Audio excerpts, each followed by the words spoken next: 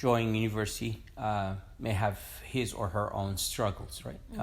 It will not be an easy route. What can you say are the major struggles for a university student? So a lot of the struggles that we see students experience at university can fall in, I would say, these three categories. One, academics. Okay. So struggling with the academic rigor. The second would be financial, so experiencing some financial hardship when they're on campus. And then the third is mental, social issues that come up for them that impact their mental health. Your job is to help them pass this struggle so that they can achieve their degree, right, and perform well. Why don't we start with the first one, the academic? The first thing the first thing that's really important to realize is that all struggle is normal. So none of these struggles mean that because I'm struggling, it means I can't do well in college. All students struggle in one or multiple ways.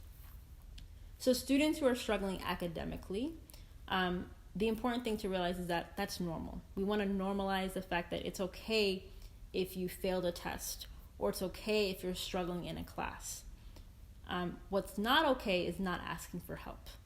So it's very important that when you realize you're struggling to understand this concept, utilize the resources that are available to you. A lot of schools have TAs who are ready to help students understand. These are people who are more available than professors. They have tutoring that's available. They have different academic supports, a variety of academic supports provided for students so that they can get the academic help that they need. So if a student is struggling academically in college, let's say they failed a test. So the first thing I would advise a student to do is talk to your professor, talk to your TA, talk to an advisor, some type of advisor on campus who's able to point them to additional resources. But they need to talk to somebody, because once they start talking, those people will know exactly who can help them in whatever struggle they have. If they're struggling to understand concepts or they're struggling with a specific class, it's best to start with your professor and then carry the conversation onwards from there. Okay. Now, let's say you're struggling with your courses in general, right? Like all of your classes. Let's say you're an engineering major and you don't like anything. Like you're really struggling. This is a moment in which being thoughtful about your career choice or your major choice is really important. I see a lot of students who just pick a major because they think that's the major that's going to get them the most money or the best job after graduation. It's important that you really look at all the things that are available at your college, all the major options, all the paths that are available, and be open, right? Just because you've heard of engineering as a successful career option doesn't necessarily mean that that's the right one for you. So this is a great opportunity to take advantage of the Career Center at your campus. Those places, the Career Center often has tests that you can take that will help you identify what's the best major choice for you and your strengths. So taking advantage of all these different centers that are really geared at making sure that you take the right steps, the right courses, the right major at your college. Really, when I was teaching in university, even they were graduating classes, they would say, "Oh, I don't think this is going to be for me for life." They're spending all their time, their energy, and their money for nothing, really. So choosing the right career is a fundamental thing. The second struggle that you talked about was about the financial struggle. So you help students who have these financial struggles, right? That's what you do for a living. Tell us about this. Sure. So we help students make sure that they are ready to finance their way through college. Okay. So there are two ways that you can finance your way through college. The first is using merit-based aid, and the second is need-based aid. So let's talk a little bit about merit-based aid. So merit-based aid is aid or free money that you have earned based on your merit. So that's something that you've achieved or accomplished. And that can be a variety of things. Okay. So let's say you're a great student, great academics, perfect transcript, and you apply for an academic scholarship. That academic scholarship is an example of a merit-based aid. Or you're a great athlete, right? You are a great member of your team, you're a strong athlete, you are invited to come to a college on an athletic scholarship. That's another example of a merit-based aid. Okay. So there's different types of merit-based aid. There's some merit-based aid that's available through local or small scholarships. And there's also national scholarship programs that are merit-based aid. And some of that has requirements, like you have to be of a certain income bracket, or you have to maybe be from a certain region of the country. So my best advice for students is talk to your counselors and see what are some merit-based programs that are out there that you qualify for, that you can apply to. And then a lot of these scholarships, the national scholarship, for example, they're able to finance not just 1 year of college, but sometimes all 4 years of college. So that's merit-based. So now let's talk about need-based aid. And that's something that you do through applying for financial aid. Okay. So to apply for financial aid, there's two main applications that colleges use. The first is the FAFSA. Most colleges will use the FAFSA, and that's the Federal Application for Student It's the free application for federal student aid. That's the FAFSA. Almost all colleges use that, or exclusively only use the FAFSA. And what that entails, it's a free application. You don't pay anything. Okay. You provide you and your family's financial information. So like your income, your assets, that kind of information. And then that information is then calculated to determine a couple of things. One, if you qualify for any type of federal grants. Mm-hmm. One example is the Pell Grant. The second thing, it's used by the college to determine how much financial aid you qualify for. Okay? Okay.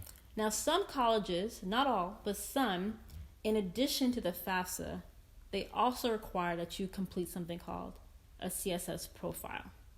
Now, the CSS profile is very similar to the FAFSA. However, it actually asks for a lot more detailed information. And it gives you more an opportunity to give more information about your family's financial circumstances. So it's more detailed, and it gives you more opportunities. So for example, if you have multiple members of the family that you're taking care of, right? So it's not just mom, dad, and kids, right? There's maybe a grandmother or an uncle or an aunt that is part of the household.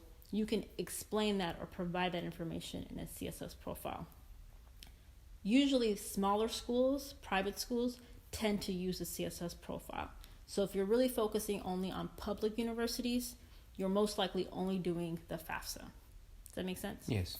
When do you apply? Even for the merit scholarships, mm-hmm. and for the FAFSA, when do you apply it? And can you apply it more than once, like your first year, second year, third? Can you apply that? Can you reapply? Mm-hmm. The FAFSA, you actually have to apply every single year, starting in your senior year of high school for your freshman year of high school. So you apply the year before. The deadlines are set by the college, so making sure that you follow and meet the deadline, because if you don't, then you could potentially not get aid for the next year.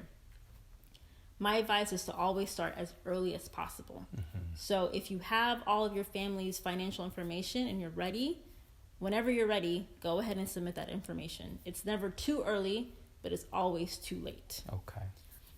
For scholarships, start applying your senior year, maybe even the summer before your senior year.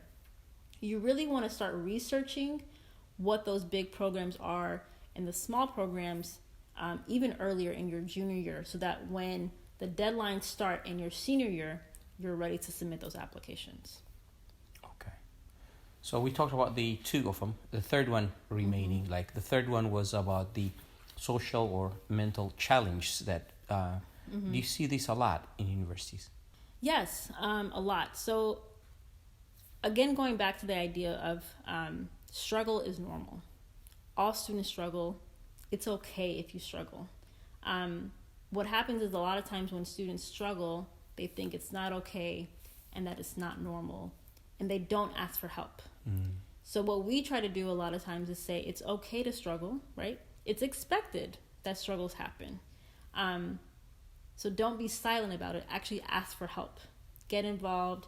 Reach out to people like your advisors, your RA, your orientation ambassadors. These are people who are put in place to be a part of your support system. So it's important that you reach out to them and let them know how you're doing. A lot of times students feel, what I've seen a lot of times with students is that they feel like they don't belong on campus, that they got admitted by mistake. Somebody in the admissions made a mistake and let them come to this campus, but they're not a good fit. And this happens actually quite often with students, and that sometimes can contribute to the mental and social issues that we see manifest in students. So the number one of the most important things is that students talk about what they're experiencing, what they're feeling with their peers, with their teachers, professors, somebody. It's best to do it with somebody who has been trained to help the student. So I would say either somebody from the counseling center, a professor, a member of the student support staff at the college or university. Talk about what you're experiencing, and they can point you to the right person, the person who's best trained to provide you with the specific support that you need. It's important that students find a way to get involved outside of the classroom when they're on campus, either joining some type of club, an organization, one that's going to help them feel like they belong, and feel like they have friends on campus. So that's one thing that I've seen happen. Another thing that we've seen happen a lot of times is that students start to experience some mental health issues come up, such as depression or anxiety. College is a very stressful time. A lot is riding on these 4 years. And so we've seen students who, when the stress gets so much, mental health issues start to flare up. So in those cases, really encouraging students to take advantage of the counseling center. Most campuses that I've seen actually provide free counseling to students. Free, you don't have to pay for it. It's part of the fact that you're a student. But a lot of that does not get taken advantage of. So we strongly encourage students to utilize those free sessions when they're there. It can help them work through some of those mental health issues that come up.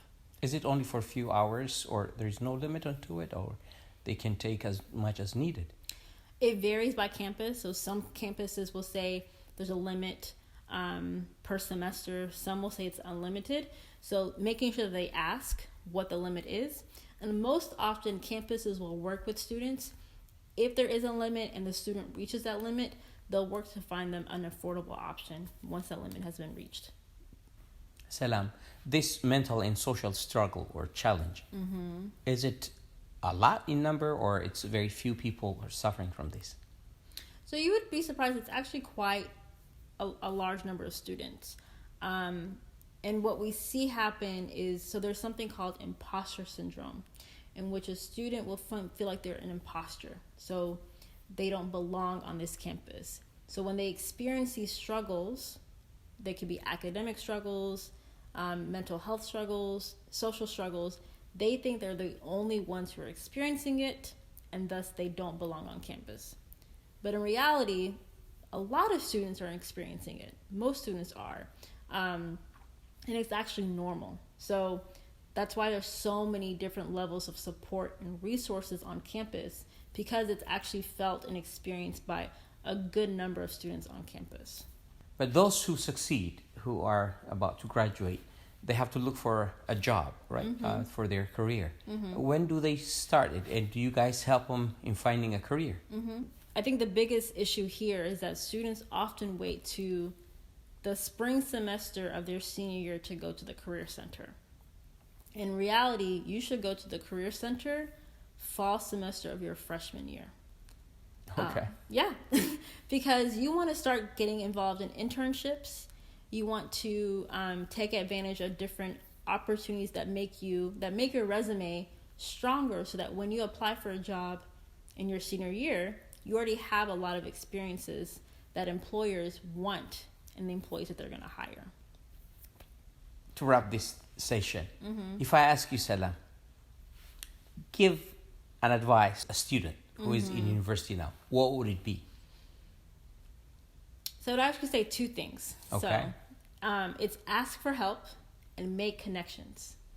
So asking people for help, whether that's your peers, professors, your advisors, but also make those relationships and connections so that it's easier for you to ask for help. Thank you so very much for your time.